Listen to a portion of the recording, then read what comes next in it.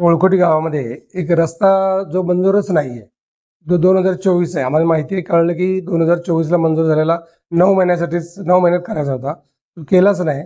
आणि ह्या गाव ओळखोटी गावाचे सरपंच आणि जे कॉन्ट्रॅक्टर आहेत, यांचं काय नातं आहे काही कळलं नाही. पण त्यांनी एक रस्ता तयार केलाय की आम्हाला माहिती मिळेल त्याच्यात तो मंजूरच नाहीये.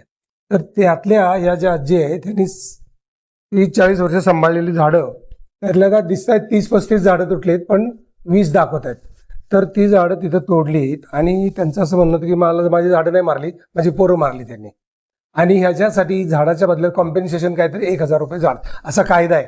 मुख्यमंत्र्यांना आणि फॉरेस्ट मिनिस्टरना आपलं म्हणणं एवढंच आहे की 1,000च्या बदल्यात 30,000चं 30 वर्ष सांभाळलेलं झाड यांचं गेलं तर ह्यांना काय दुःख होत असेल.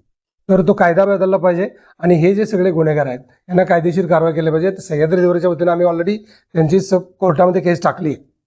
आणि ज्यांना ज्यांना झाडांच्या संदर्भात सह्याद्री देवराने एक नंबर क्रिएट केलाय 9607151592 9607151592 असा एक नंबर क्रिएट केलाय. जिथं कुठे झाड तुटलं, जिथं कुठे बेकायदेशीर झाडाला काय झालं तर ताबडतोब ह्या नंबरवरती करा, आम्ही त्याच्यावरती कायदेशीर कारवाई करू. पण या झाडांचा न्याय मिळणं म्हणजे 1,000 रुपये भरणं का?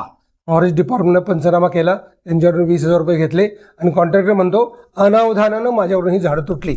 अनावधानानं माणसं मारली तर त्याला शिक्षा काय असते आणि अनावधानानं झाडं तोडली त्याला शिक्षा काय असते, असा एक विचार आहे. त्याच्याबद्दल मुख्यमंत्र्यांनी आणि वनमंत्र्यांनी याच्यावर डिसिजन घ्यावा, कायदा बदलावा. 1,000 दंड ही काही खरा कायदा नाही, तो कधी सालचा होता कायदा, तो लवकरात लवकर बदलावा अशी इच्छा आहे.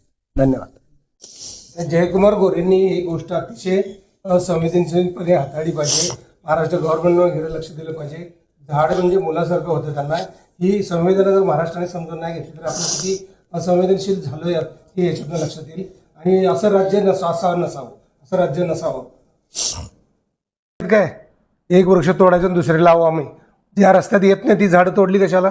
त्याची परमिशन घेतली का? वन विभागाने पंचनामा केला तेव्हा कळलं की त्यांनी परमिशन घेतली नाही. म्हणजे गावचा सरपंच बेअक्कल आहे का? किंवा तो कॉन्ट्रॅक्टर बेअक्कल आहे का? अशा लोकांना कशी काय आणि झाडं तोडून देतात, म्हणजे तोडल्यानंतर म्हणजे तुमचा मुलगा मारतो आणि तुम्हाला एक दुसरा मुलगा देतो असं म्हणणार का तुम्ही? हा, एवढं सोपं आहे का ते? त्यामुळं आणि अशा बातम्या लावणारे पत्रकारांनी सुद्धा विचार करायला पाहिजे. अशा बातम्या पत्रकारांनी सुद्धा नीट अभ्यास करायला पाहिजे ना, बाबा कोणाची बाजू खरी आहे आणि मग समाजासमोर आणलं पाहिजे ना.